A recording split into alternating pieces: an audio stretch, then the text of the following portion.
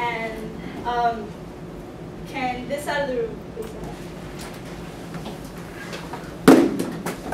Okay, we're going to pretend that you guys are either in band, choir, or orchestra, or anything musical related, like that you guys study music.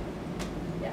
So research shows that you guys, aside from the people that are not musically involved, actually use a larger percentage of your brain.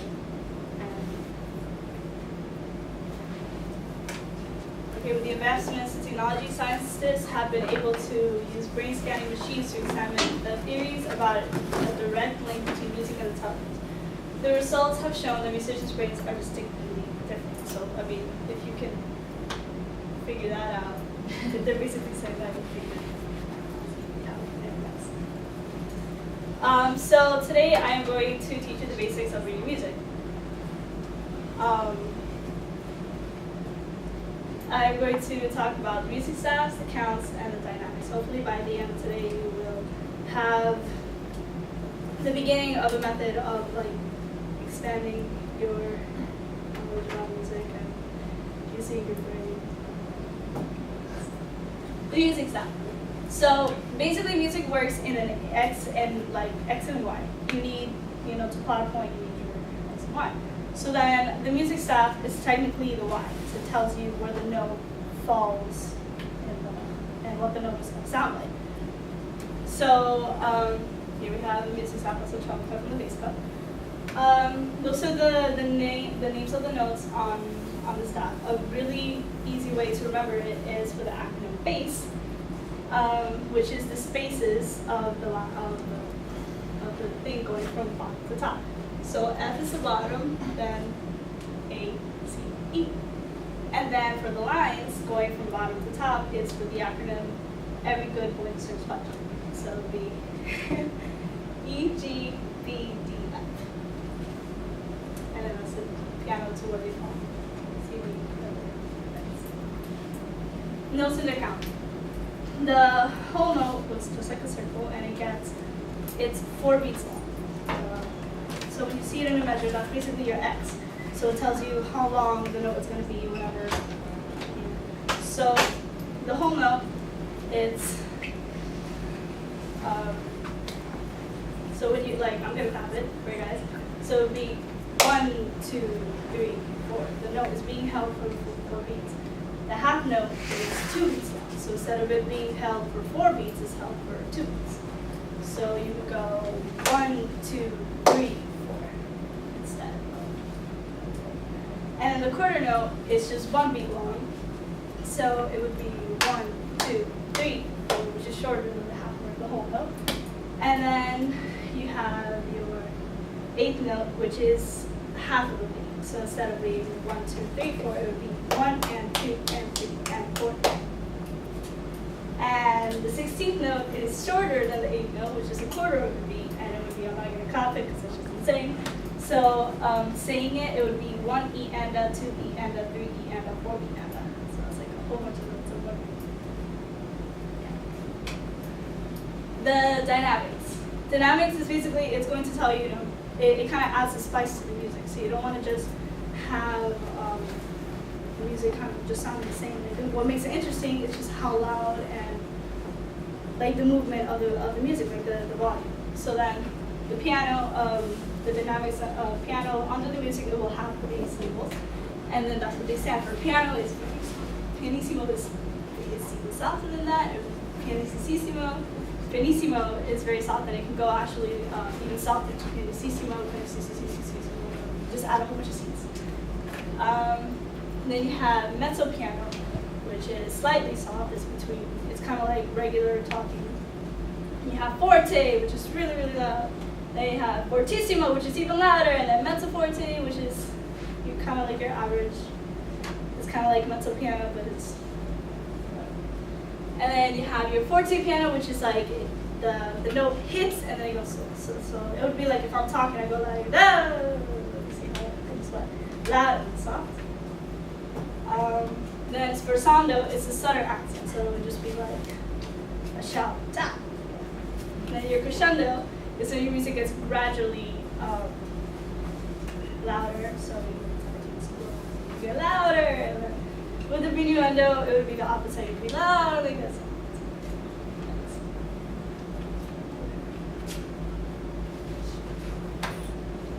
So just remember to read these. You just remember the acronyms for the spaces and the lines, face, and every good boy deserves fudge. And then remember your whole note, your half note, your quarter note, your eighth note, and your 16th note. Yeah. Remember your forte, piano, crescendo, decrescendo, and then you can find a piece of music and try to figure it out.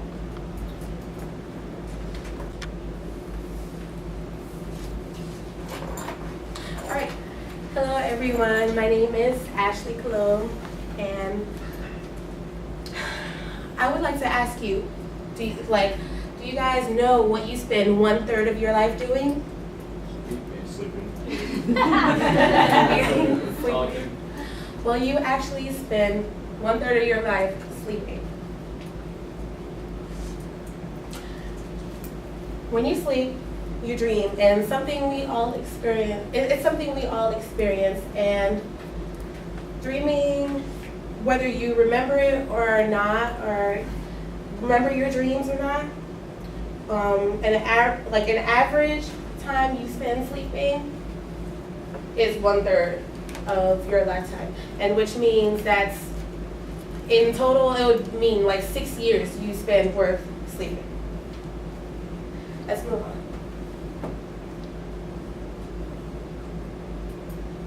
I'd like to talk to you first about the stages of sleep and what occurs in our different stages of sleep. Then I would like to talk to you about information on dreams, what exactly are dreams, what occurs in our dreams, and symbolism in dreams, and the things that we dream about, every now and then, common dreams that we all have. First, in our stages of sleep, in our first stage of sleep, we have a thing called theta waves, brain waves, that are called theta waves. And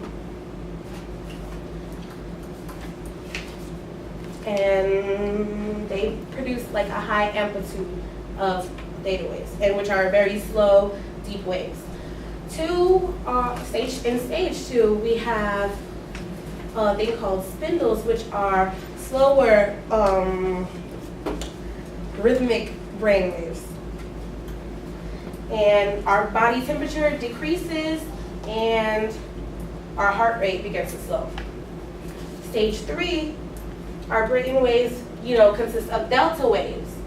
And in stage 3, a transitional period from a light to a dark sleep from stage 3 to stage 4. And in stage 4, it's usually called delta sleep, in which that, because of slow brain waves, it lasts about 30 minutes. And from stage 5 is REM sleep, which means rapid eye movement. And in stage 5, that's where dreams occur. And in that stage, and I got all this information from Kendra Cherry, her page about stages of sleep from about.com psychology. All right.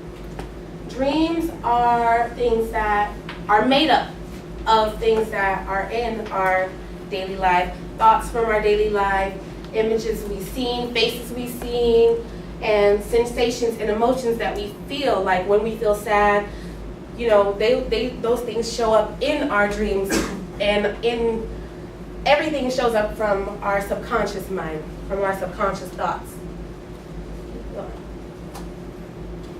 Symbolism in dreams. Usually, a lot of people, they have common dreams of being chased, falling, killing someone, and their own hair.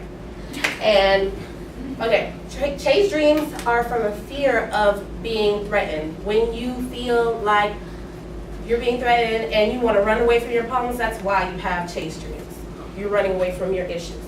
Falling dreams have to do with failure. You're fear of failing in something in life. Maybe it's school, maybe it's at work, something in life you have a fear of failing.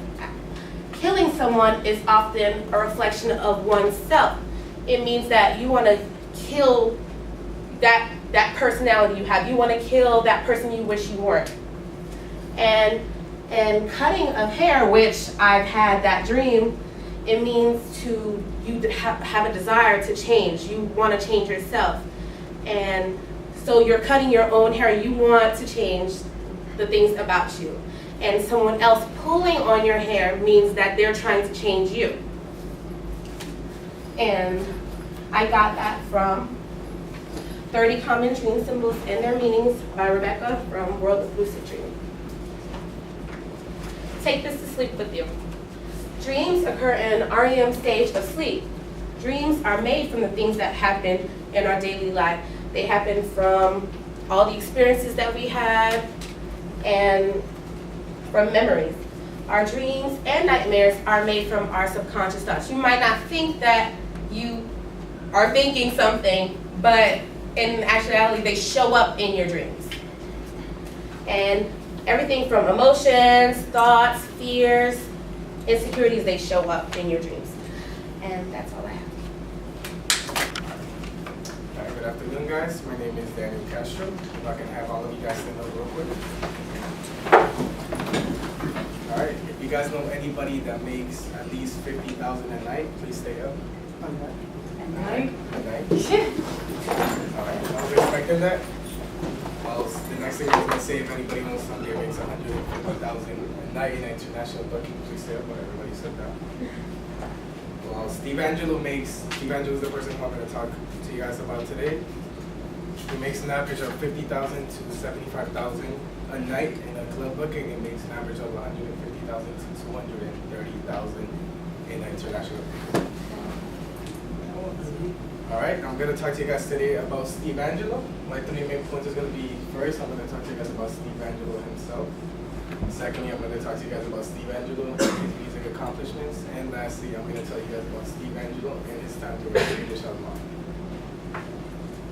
All right, now that I have told you my three main points, I will start by saying about Steve Angello himself. He was actually born in Athens, Greece, in November 22nd of 1982, which makes him about 30 years old. He's also half Swedish because of his mother, and half Greek because he was born there and his dad is Greek.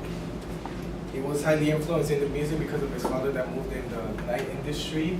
His father did get killed when he was a teenager, when he was 15 years old, he got introduced more into the music. He started more in like fusing hip hop with a little bit of breakbeats and 70s sounds. It wasn't until he moved to Sweden, to Stockholm with his mother, that he was introduced to the house industry, which he got his first residency at a club at 16 years old. All right, now that I've talked to you guys about Steve Angello himself, I'm going to talk to you guys about Steve Angello's music accomplishment. Steve Angello has been part of Europe's most prevailing house assets. He is part of one of the people of Swedish House Mafia. He did get nominated for a Grammy in 2012 for their single "Save the World." In 2004, he released his which got him to fame, which was his 2004 and the remix of "Sweet Dreams," Steve Angello remix, which got him to fame. In 2007, he released his eternal club banger of "Show Me Love," Steve Angello remix. Alright, now that I have talked to you guys about Steve Angello's music accomplishments, I'm going to talk to you guys about Steve Angello and his time with Swedish House Mafia. Swedish House Mafia was marked number 10 in the DJ magazine top in 2012. Swedish House Mafia consists of 3 producers, which is, first of all, Steve Angello himself, second, producer Axwell, and third, producer Sebastian Ingrosso. Swedish House Mafia was formed in the late 2008, which their first single was One, which was a pretty good hit in the UK single charts. They are recently in their last tour right now, which ends their last event is going to be in the Ultra on March 13.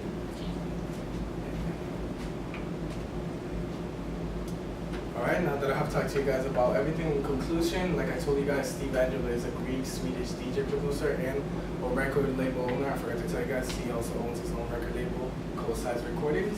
His claim to fame did come when he did the remix of Sweet Dreams of Steve Angello remix in 2004, and he did form his group of Swedish Sun Mafia in 2000.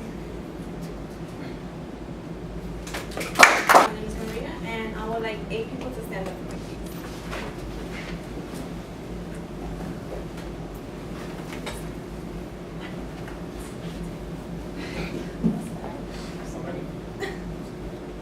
Okay, so according to the American College Health Association and National College Health Assessment, found that 30% of college students reported feeling so depressed that it was difficult to function.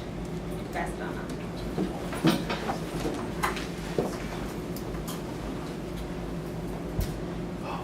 So I got that from the Amy on Depression sourcebook.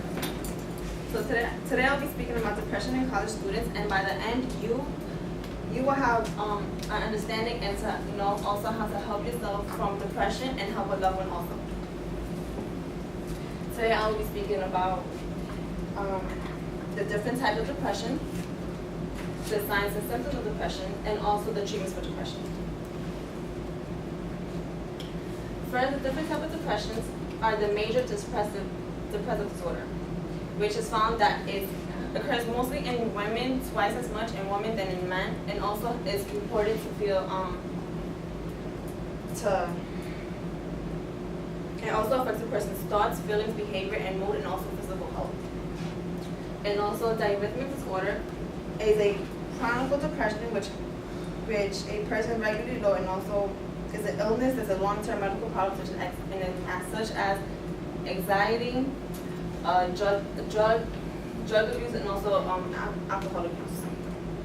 And second is bipolar disorder, which is a brain disorder that's caused unusual shifts in mood, energy, and also in activity levels. Bipolar can affect the person's relationship, and it can also damage it, and also relationships in work. You can't function while at work, and also in school will not be able to function properly also. And I got that from the article on Depression Disorder by Paul Ann Fornmar and Teresa G. Moore. Now we're going to move into the signs and symptoms of depression. First is the difficulty concentrating. And you may find it hard to even watch TV, read a book, or even, just to function properly. And also at the same time, they feel as in they're losing their minds while they're having difficulty concentrating. Second is a loss in interest in activities, and people feel as in they can't go out, hang out with their friends, also not able to go out to a party, to have just be simply eat, and also at the same time you have lost and less interest in having sex for teens. They not find it enjoyable anymore. And last, also the thoughts of suicide. They may feel as in they're not able to function, they're not able to be themselves anymore, so they have thoughts of suicide. Now we got the article from Woods and RN, CRNP, APRN, BC, MSN, depression. We have the now we're gonna talk about the different treatments of depression. First is the common treatments, which is the medical prescribed, such as Abilify. I'm sure you guys have heard of it on the commercials. Second is going to social groups. People in depression feel that they're by themselves, nobody knows who to talk to. They feel like they have nobody else in the world going through the same problem, which in fact there's plenty of people going through the same problems. Knowing that you can go to social groups can help them to express their emotions, express their feelings, knowing that they're able to talk. Also your families and friends. People feel like your family don't understand you, don't know what you're going through, but your family or friends may be going through this situation, are shy to talk about it, but talking to them can help them also. And I got from the journal, a journal in Torpy, GM, Bjork, AE, Glass, RM, depression. Now I'm going to give you a conclusion on depression in college students. First, depression can lead to suicide. Many people have died from depression. I know probably you guys have seen in news people dying, leaving messages on YouTube saying they're going to kill themselves and actually do it because of depression. They feel like they're alone. They have people bully them and such things that could lead to depression. Second, depression can happen to a person twice a year, especially in women. That can happen often. They feel, for whatever reason, they go through depression twice a year. And second, the sooner you help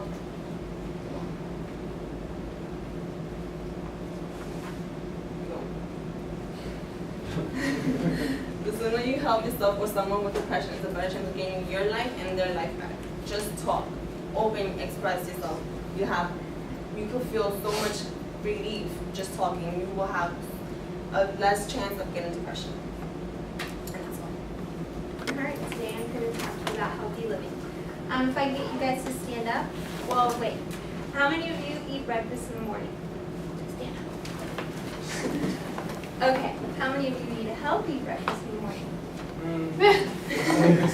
Okay, not very many of you. According to Eleanor West, healthiness of the food we eat decreases by 1.7% for every hour that passes in the day. Basically, that means that the longer you go throughout the day without eating, the bigger portions of food you're going to eat, and most likely it's going to be unhealthy. So that's not good. Just wake up early enough and try and eat breakfast. Okay. Today I will talk to you about my 3 main points. How to live a healthy lifestyle, the benefits of a healthy lifestyle, and how you can stay motivated. Oh yeah. And by the end of my presentation, I hope that you'll be encouraged and hopefully want to change your current lifestyle. Now that I've introduced my 3 main points, we will discuss how you can live a healthy lifestyle. According to Wally Carranza, you should probably try to get at least 7 hours of sleep. That's probably really hard for most of us since we're in school and at jobs and stuff, but it is possible. Instead of waiting at the last minute to do your homework, do it when it's supposed to be done. And then you can go to sleep when you're supposed to, and also try and plan your sleep out so you can wake up in the morning without being rushed. Also, avoid all unhealthy foods. Instead of eating that cheeseburger on your way home from Valencia, just go home and make yourself a salad or something healthy. Also, you can devote an hour to walking. That may also be kind of hard with your work schedule and stuff, but maybe over the weekend you can go with a friend in your neighborhood and walk around, or just take your dog out on a nice walk. Now that I have discussed how to live a healthy lifestyle, I will talk about the benefits. According to Gail Morris, some benefits are increased energy. It reduces fatigue if you start eating healthy. If you go to the gym in the morning, you're going to be really pumped up. Your adrenaline is going to be pumping, and you're going to be wide awake, especially if you're in school and you have boring classes. Just go to the gym in the morning. And disease prevention, if diabetes runs in your family or heart disease, high cholesterol, any of that, it'll help, decrease that. Also, you can eat some healthy foods, and that'll help with heart diseases. Also, it'll give you good mental health. If you're stressed out really easily or depressed, that'll just help that. It also sharpens your memory. Now that I have covered the benefits of a healthy lifestyle, I will go on to talk to you about how to stay motivated. According to Sean Mack, you should set reasonable goals for yourself. When trying to have a healthy lifestyle, you probably shouldn't start out with 1,000 crunches or something. Just do 50 and then gradually increase. It'll be easier that way. And also, if you start out too big and you make goals that are too big for yourself, then you're going to be upset when you fail. Also, reward yourself. After maintaining a good week or so, whatever, you can take yourself to movies or indulge in some chocolate or something. Also, you should have a support system. It's pretty boring when you go to the gym and you're lifting weights all by yourself or running on a treadmill. So just go with a friend or have someone who can stand there and yell at you when you're lifting those weights, so you get motivated and want to keep going. Now that I've talked to you about my 3 main points, I will tell you 3 things I'd like you to remember. Don't forget that you should make 7 hours of sleep a priority. Once again, it will be hard, but it is attainable and you can do it. Just get your priorities right. Also, you'll begin to feel energized and less stressed, and you should have a support system. It'll be easier Alright, my name is JJ Osceola. Today I'll be talking about gun safety. Now, I need everybody to count off from 1 to 7. Starting over here. 1, 2, 4, 5, 7, 1, 2, 3, Oh, 5, 6, 7, 1, 2, 4, 5. oh. All the ones stand up? Alright. Y'all represent the one kid that is killed every 7 hours due to a gun accident or suicide. Now that I know the fact, I'll be talking about gun safety, of course. My 3 main points will be gun safety statistics, tips on gun safety, and some experiences that I've gone through, other people have gone through, you might go through. Now I talked about my 3 main points. Start with statistics. Some general stats are there are 3 million firearms in the United States that individuals own. About 45% or 53 million households own firearms. They're categorized into 3 types. Rifles and shotguns are considered long guns, which you have to be 18 or older in the state of Florida to own, and handguns, which you have to be 21 or older to own. Fatal statistics. No, go back. That's from firearms. 2007, there's 613 firearms accidents.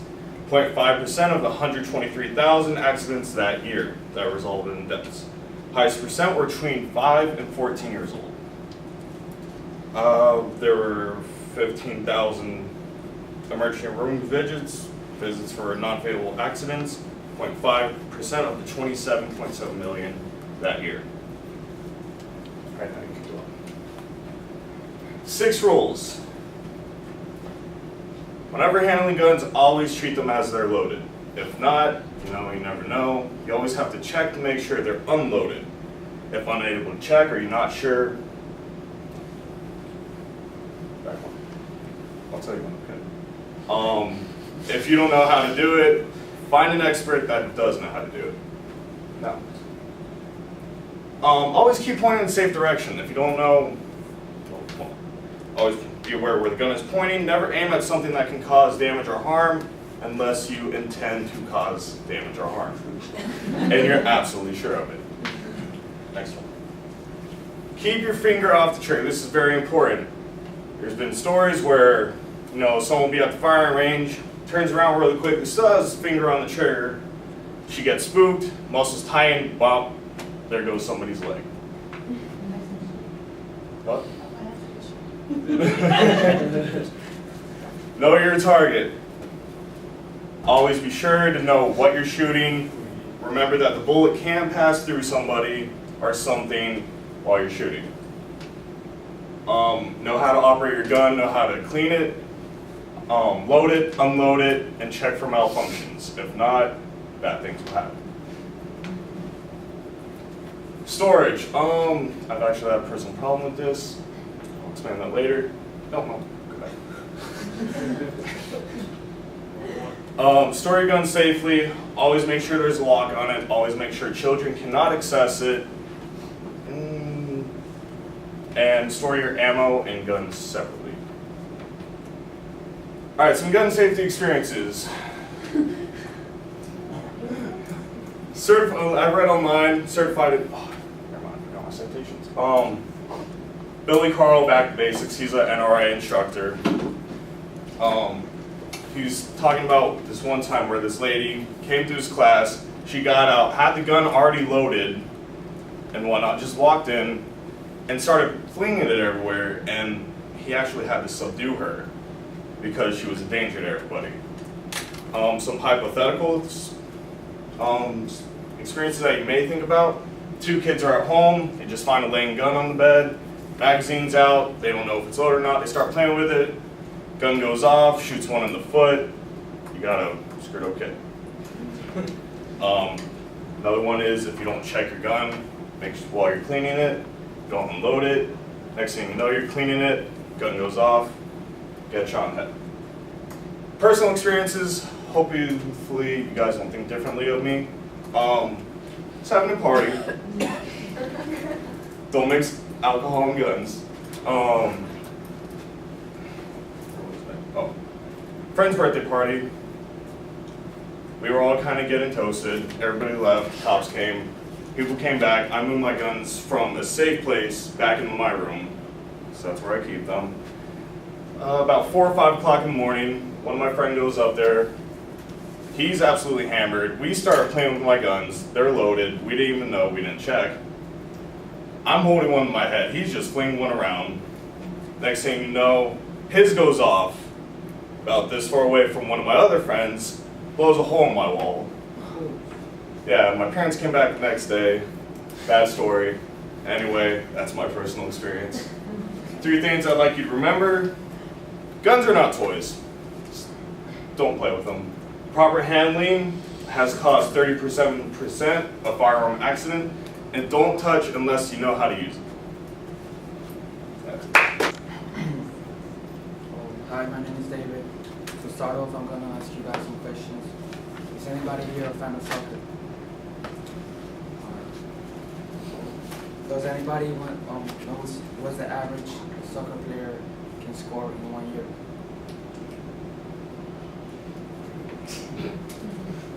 Nobody? No.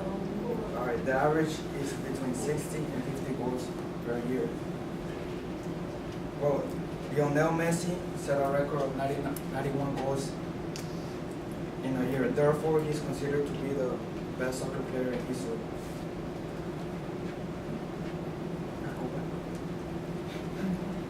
The purpose of my presentation is to inform you guys about Lionel Messi's career as a soccer player. Concluding, you will recognize the important influence Messi has on soccer. These are my 3 key points. The first one is his early career. The second one is his accomplishments. And finally, how he has influenced future generations.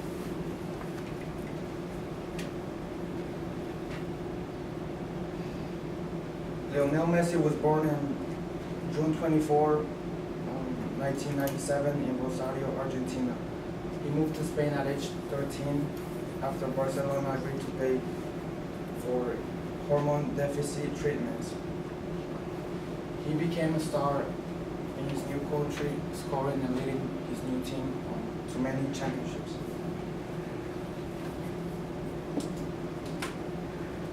His professional accomplishments are 4 Ballon d'Or awards to his name on 2009, 2010, and 2011, and this present year. He also came in the Guinness record for most goals in a year. He also set a record of goals with Argentina, his national team.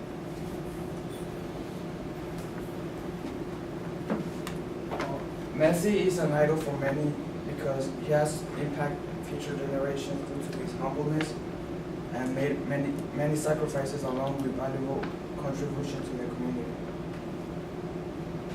His unblemished influence has been idolized by many young soccer players all over the world. He also has his biggest endorsement deal is with Adidas, but Messi also backs with Pepsi, Herbalife, EA Sports, Dolce & Gabbana, and many others.